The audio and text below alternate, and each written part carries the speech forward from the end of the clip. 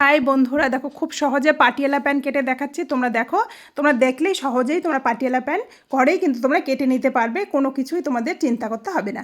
দেখো পুরো ভিডিও দেখলে বুঝতে পারবে। ভিডিওটা দেখো, তোমরা খোলা দিকটা অপোজিট সাইডে রাখবে আর বন্ধ দিকটা নিজের দিকে রাখবে। এটা কিন্তু রাখতে হবে, না হলে কিন্তু পাটিয়ালা প্যান্ট সুন্দর হবে না, মানে তোমাদের জয়েন হয়ে যাবে। তো জয়েন করলে কিন্তু পাটিয়ালা প্যান্ট হবে না। বন্ধ দিকটা সবসময় তোমার নিজের দিকে রাখবে। আর মানে এটা সিম্পল পাটিয়ালা, তো সেই জন্যই বন্ধ দিকটা তোমরা নিজের দিকে রাখবে আর খোলা দিকটা অপোজিট সাইডে। এখান থেকে লম্বার মাপটা নিতে হবে। বেল পার্ট তোমরা যতটা নেবে সেই বেল পার্টটা বাইরের দিকে বের করে নিয়ে কিন্তু পাটিয়ালা প্যান্টের লম্বাটা নিতে হয়। এটা কিন্তু মাথায় রাখতে হবে। যারা নতুন তোমরা ধ্যান দিয়ে দেখো, তোমরা কিন্তু খুব সহজে পেয়ে যাবে।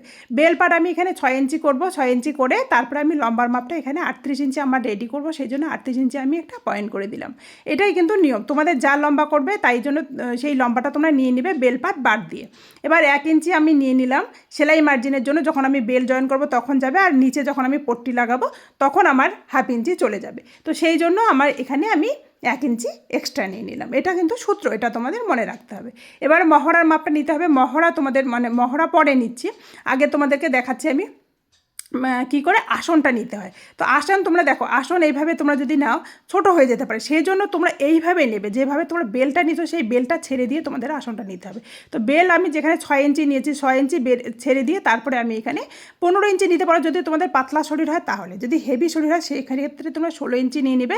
ক্রচের মাপটা সুন্দর হয়। আর এখান থেকে 2 ইঞ্চি তোমাদের সব সাইজের জন্যই 2 ইঞ্চি কিন্তু এটা নিতে হয়।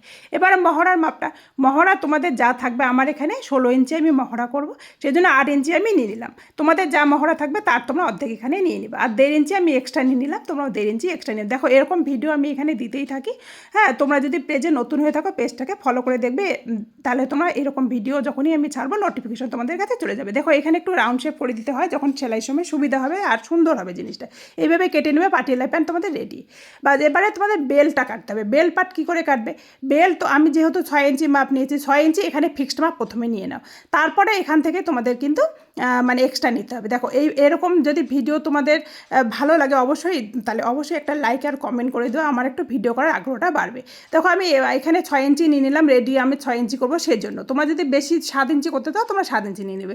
বা এখান থেকে 2.5 ইঞ্চি তোমাদের এক্সট্রা নিতে হবে, কেন কি এখানেই তোমাদের ইলাস্টিক লাগালে ইলাস্টিক লাগাতে হবে। আর যদি তোমরা করতে চাও, নাড়া লাগাতে চাও, তা নাড়া লাগানোর জন্য কিন্তু এই জায়গাটা এক্সট্রা তোমাদের নিতেই হবে। এটা কিন্তু সূত্র, এটা মনে রাখবে। বা যেইভাবে কেটে নিলেই কিন্তু তোমাদের বেল পাটটাও রেডি হয়ে যাবে। পাটিয়ালা প্যান্ট আর বেল্ট দুটোই রেডি, সেলাই করে নিলেই তোমাদের রেডি হয়ে যাবে।